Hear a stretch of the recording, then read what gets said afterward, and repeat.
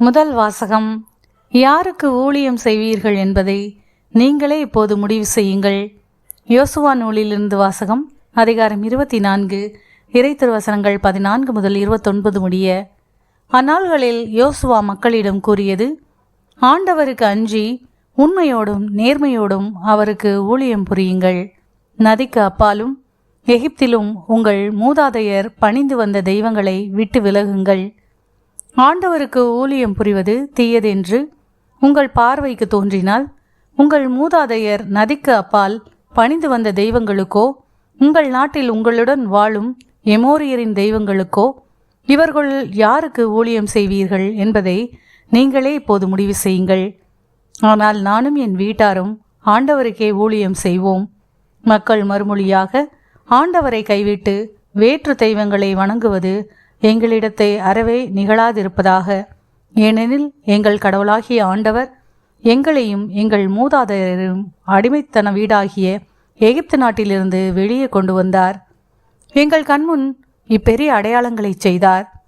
நாங்கள் நடந்து வந்த எல்லா வழிகளிலும், நாங்கள் கடந்து வந்த மக்களிடையிலும் எங்களை காத்தருளினார். ஆண்டவர் எல்லா மக்களையும், இந்நாட்டில் வாழ்ந்த எமோரியரையும் எங்கள் முன்னிருந்து விரட்டினார்.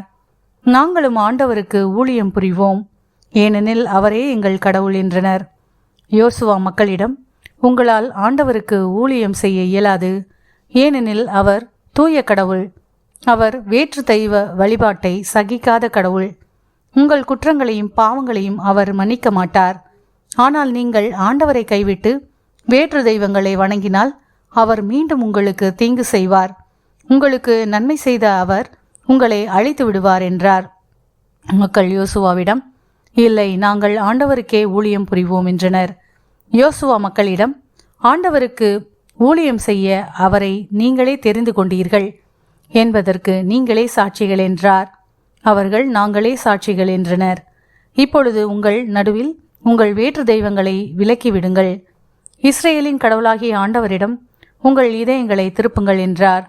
மக்கள் யோசுவாவிடம், எங்கள் கடவுளாகிய ஆண்டவருக்கு நாங்கள் ஊழியம் புரிவோம், அவரது குரலுக்கு கீழ்ப்படிவோம் என்றனர். அன்று யோசுவா மக்களுக்காக உடன்படிக்கை செய்தார். செக்கேமில் அவர் அவர்களுக்கு விதிமுறைகளையும் ஒழுங்குகளையும் கொடுத்தார். யோசுவா இவ்வார்த்தைகளை கடவுளின் திருச்சட்ட நூலில் எழுதினார். ஒரு பெரும் கல்லை எடுத்து அதை ஆண்டவரின் திருத்தலத்தில் ஒரு கருவாலி மரத்தின் கீழ் நட்டினார். யோசுவா எல்லா மக்களிடமும், இதோ இக்கல் நமக்கு எதிரான சான்றாக இருக்கும், ஏனெனில் ஆண்டவர் நம்மோடு பேசிய எல்லாவற்றையும் இது கேட்டது. நீங்கள் உங்கள் கடவுளை ஏற்றுக்கொள்ள மறுத்தால் இது உங்களுக்கு எதிரான சான்றாக இருக்கும் என்றார். யோசுவா மக்களை அவரவர் உரிமை சொத்தாகிய பகுதிகளுக்கு அனுப்பி வைத்தார். இந்நிகழ்ச்சிக்கு பின் நூனின் மகனும் ஆண்டவரின் ஊழியருமாகிய யோசுவா இறந்தார். அவருக்கு வயது 110. ஆண்டவரின் அருள்வாக்கு. இறைவனுக்கு நன்றி. மதுரை பாடல். திருப்பாடல் 16. பல்லவி. ஆண்டவர் தாமே என் உரிமை சொத்து. ஆண்டவர் தாமே என் உரிமை சொத்து, உரிமை சொத்து. இறைவா என்னை காத்தருளும், உம்மிடம் நான் அடைக்கலம் புகுந்துள்ளேன். நான் ஆண்டவரிடம் நீரே என் தலைவர் என்று சொன்னேன். ஆண்டவர் தாமே என் உரிமை சொத்து, அவரே என் கிண்ணம், எனக்குரிய பங்கை காப்பவரும் அவரே. ஆண்டவர் தாமே என் உரிமை சொத்து, உரிமை சொத்து.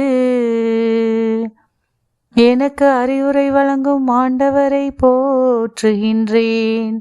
இரவில் கூட என் மனச்சான்று என்னை எச்சரிக்கின்றது. ஆண்டவரை எப்போதும் என் கண்முன் வைத்துள்ளேன்.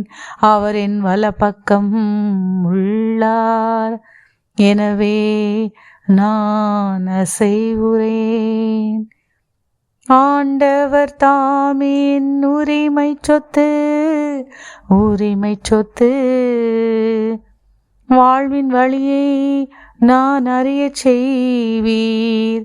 உமது முன்னிலையில் எனக்கு நிறைவான மகிழ்ச்சி உண்டு. உமது வல பக்கத்தில் எப்போதும் பேரின்பம் உண்டு. உமது வலப்பக்கத்தில் எப்போதும் பேரின்பம் உண்டு. ஆண்டவர் தாமே என் உரிமை சொத்து, உரிமை சொத்து. நற்செய்தி வாசகம். சிறு பிள்ளைகளை என்னிடம் வரவிடுங்கள், அவர்களை தடுக்காதீர்கள், ஏனெனில் விண்ணரசு இத்தகையோருக்கே உரியது. மத்தேயு எழுதிய தூய நற்செய்தியிலிருந்து வாசகம். அதிகாரம் 19, இறை திருவசனங்கள் 13 முதல் 15 முடிய. அக்காலத்தில் சிறு பிள்ளைகள் மேல் இயேசு தம் கைகளை வைத்து வேண்டுதல் செய்யுமாறு அவர்களை சிலர் அவரிடம் கொண்டு வந்தனர். சீடரோ அவர்களை அதட்டினர். ஆனால் இயேசு, சிறு பிள்ளைகளை என்னிடம் வரவிடுங்கள், அவர்களை தடுக்காதீர்கள், ஏனெனில் விண்ணரசு இத்தகையோருக்கே உரியது என்றார். அவர்களை தொட்டு ஆசி வழங்கிய பின்பு அவர் அவ்விடத்தை விட்டு சென்றார். ஆண்டவரின் அருள்வாக்கு. கிறிஸ்துவே உமக்கு புகழ்.